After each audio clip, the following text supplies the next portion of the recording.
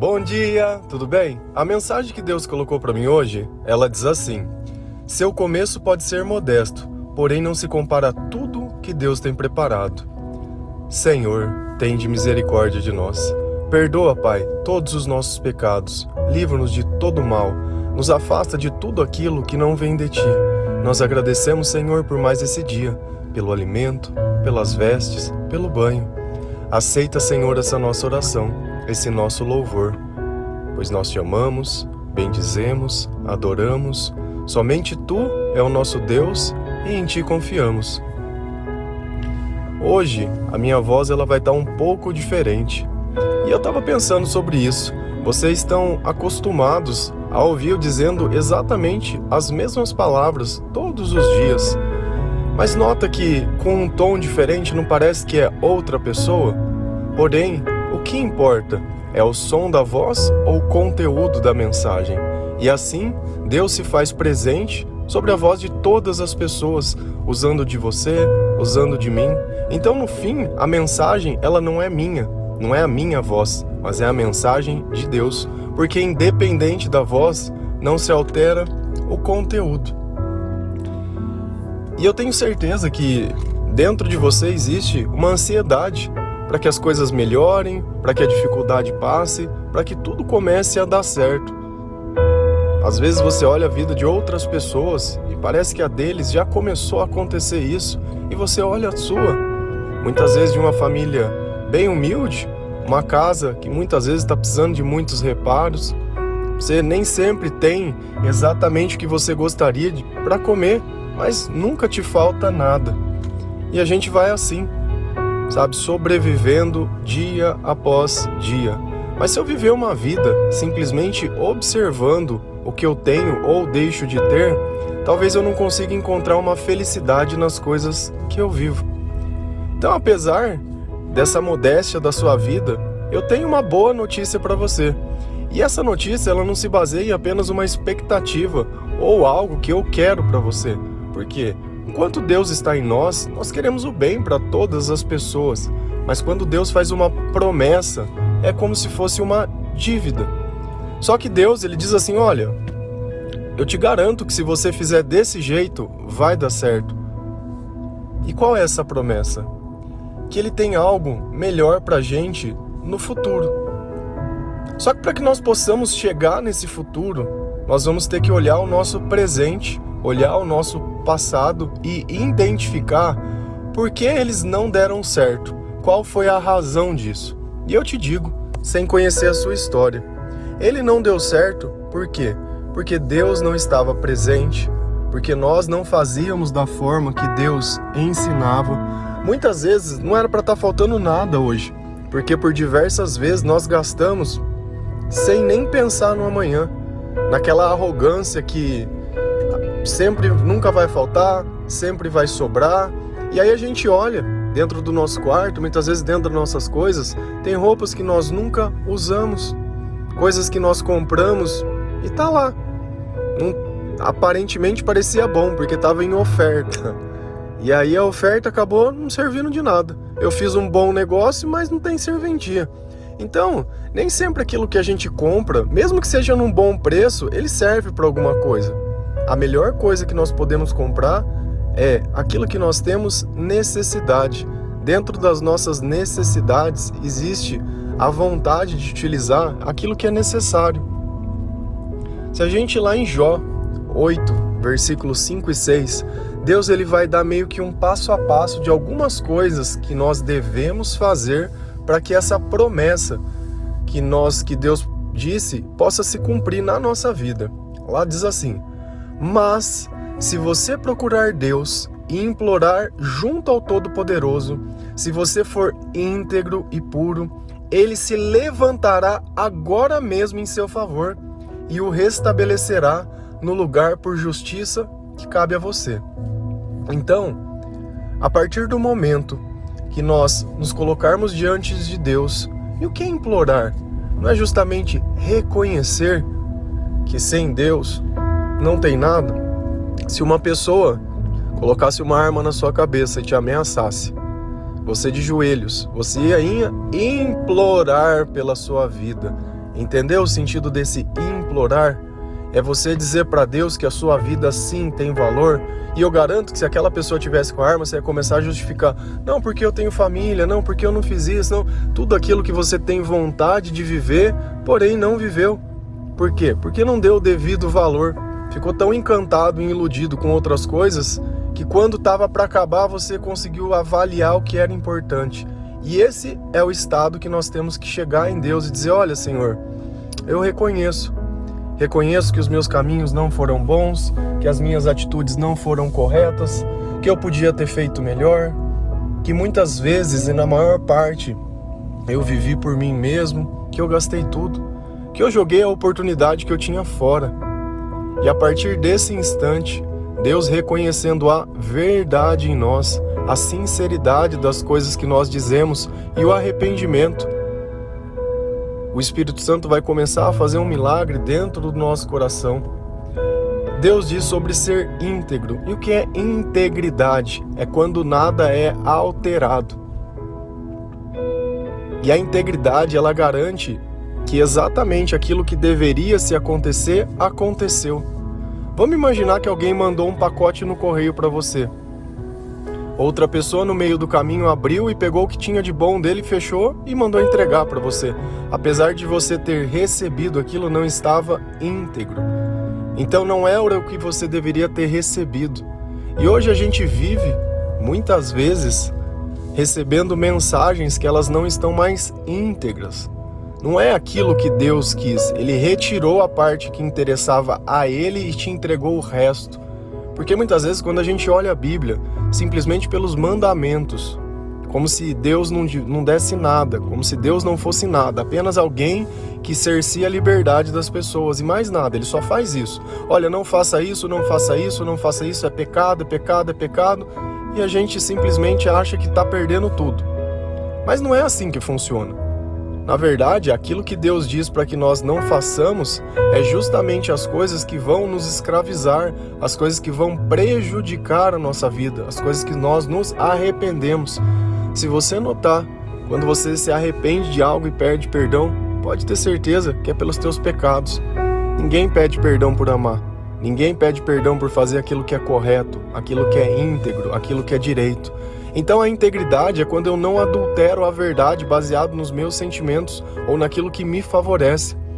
Um exemplo disso na Bíblia? Poxa, Jesus foi lá e escolheu Judas. Judas traiu Jesus com um beijo. Será que se nós fôssemos contar essa história, nós iríamos contar ela exatamente desse jeito? Ou nós iríamos ocultar algumas partes para parecer que a culpa não foi nossa? Deus, ele não tem necessidade de fazer essas coisas. Ele simplesmente coloca lá a verdade. Ele não está preocupado se você vai acreditar ou não, porque aquela é a verdade. E às vezes nós ficamos lá tentando nos humilhar as pessoas, dizendo a verdade, tentando dizer o que ela quer ouvir. Porque na verdade ela não está preocupado com o que aconteceu, está preocupado com o que quer ouvir. E você fica ali, se redimindo. Se a verdade já está dita, está dita. E o bom da verdade é que ela não cabe explicação. Quando eu digo a verdade, eu não preciso explicar. Por quê? Porque é a verdade. Na maior parte do tempo que as pessoas estão te dizendo a verdade, eu vou colocar um entre aspas nisso, e elas estão aumentando e querendo dar detalhes demais, de te convencer, tem alguma coisa errada. A verdade, ela não se importa com a tua opinião, porque ela é um reflexo, ela é um fato. Você acreditando ou não, ela continua sendo um fato. E a partir do momento que eu for íntegro e puro, Deus se levantará agora. E às vezes a gente tem esse senso de urgência achando que Deus não está fazendo nada. Será que não está faltando essa integridade e essa pureza? Nós conversamos esses dias sobre a pureza no olhar, sobre eu olhar as coisas sem maldade, sem julgamento, deixar que Deus me faça ver da melhor forma possível. Então, a partir do instante que essas duas coisas começarem a participar do meu comportamento, naquele instante o Espírito Santo já vai estar dentro de mim. E ele vai reestabelecer, vai te devolver o controle da sua vida. Quantas vezes nós não somos escravos de comportamentos? Tenta fazer alguma coisa que você tem hábito tirar. Quando você vê, você já está fazendo de novo sem nem perceber. Isso é muito preocupante, porque eu estou no automático. Deus me deu o controle da minha vida, mas diversas coisas eu faço por impulsividade, automático. Tem alguma coisa errada nisso. Quanta parte da nossa vida nós escolhemos viver? Cara, tá numa rotina tão doida que você jamais nem presta atenção nas coisas que estão acontecendo, nas coisas que você faz. Chega uma mensagem, já compartilha, chega a mensagem, compartilha, nem assiste. Tá mais interessado em compartilhar algo que entender isso é verdade, não é de hoje ou não é. Mas você quer um conselho que eu dou? Se algo te perturba, afaste daquilo que te perturba. Eu vejo pessoas que terminam um relacionamento e ficam lá como se fosse uma sombra, né? O ghost, o outro lado da vida, vendo o que a outra tá pensando, tá fazendo, sabe? Fica cultuando, desejando de repente uma desgraça, umas coisas, sabe? Ou procurando uma brecha para aparecer. Cara, acabou, vai viver a tua vida. A coisa mais preciosa que nós temos é o tempo, e a pessoa vive como se fosse um defunto, sabe? Fica velando aquele relacionamento. Acabou. Você sabe por que acabou? Eu vou te responder. Não foi a traição, não foi a mentira, não foi a falta de dinheiro, não foi a falta de amor, não foi nada. Acabou porque não tinha Deus. E hoje você tá aí buscando Deus para tapar esse buraco que a pessoa deixou na sua vida. Mas esse buraco não deveria nem existir, porque esse buraco começou lá no começo, porque já não tinha Deus. E ela serviu, entre aspas, não cabe, serviu. A única pessoa que pode preencher o teu vazio é Deus. E ela simplesmente distraiu você disso. E aí? E a gente acha que não vive sem ninguém. Nossa, que ninguém vive sozinho. Concordo com tudo. É bom ter alguém perto? É bom, mas é melhor ter Deus perto. Porque esse não nos falta, esse não nos trai, esse não nos abandona, esse não nos julga. Deus é firmeza, pode ter certeza disso. Pode ter certeza. E se a gente vai lá em Jó 8, versículo 7, a frase se baseia exatamente nessa passagem. O seu começo parecerá modesto, mas o seu futuro será de grande prosperidade. Você crê nessas palavras? Lembrando que prosperidade não necessariamente quer dizer grandes recursos, mas você terá uma vida em abundância. Não vai te faltar mais nada. Tudo que for necessário você vai ter, mais do que você precisa para que ainda possa ajudar outras pessoas, sabe? Então não se preocupe em comparar quem tem mais, quem tem menos. Olha aos olhos de Deus. Se nada te falta, como diz lá em Timóteo, se tendo o que comer e o que beber, esteja contente, esteja satisfeito. Porque quem tenta ficar buscando apenas riquezas vai encontrar a própria ruína. Se você não entendeu isso agora, cara, acabou tudo. Acabou. Esse evangelho não vai poder salvar a tua vida. Se você acha que você vai encontrar Deus sem precisar ser íntegro, sem precisar ter puro, sem ser justiça, sem ler a palavra de Deus, sem conhecer a verdade, sem fazer... Cara, você esquece. Esse evangelho que você quer, ele é seu.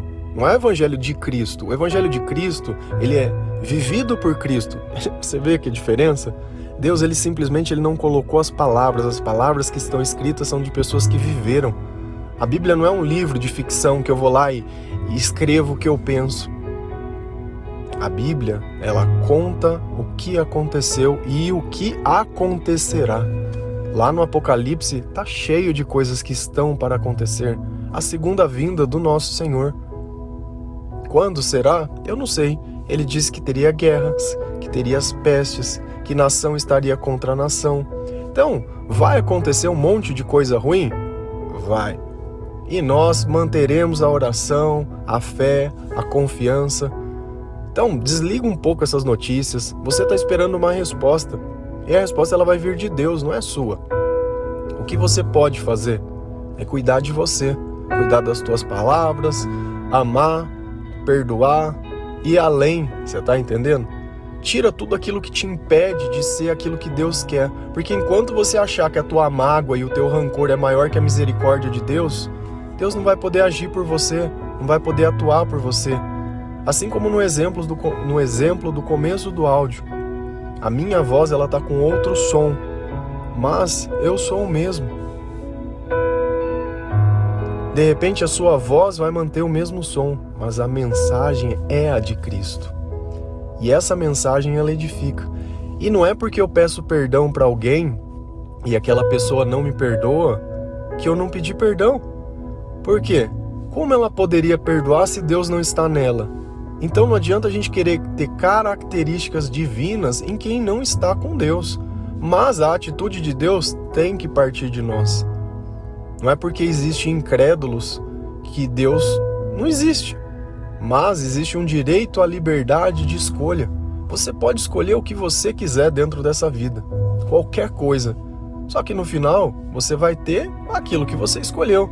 Só que muitas vezes você quer escolher as coisas do teu jeito e quer do jeito daqueles que prosperaram.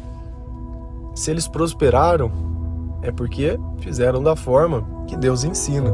Ah, mas tem pessoa que não acredita em Deus. Tem, claro que tem. Se a gente ir lá em Eclesiástico, Deus diz que Ele vai dar essa tarefa de ajuntar riquezas, que a pessoa vai trabalhar arduamente, mas ela nunca vai gozar de felicidade de nada. Aquilo vai ser um fardo para ela carregar. E na sua cabeça, porque ele tem um carro bom e uma casa boa, ele é feliz. Você vê como é que funciona a ignorância? Porque eu queria que você tivesse um dia para você entender o que eu estou te dizendo.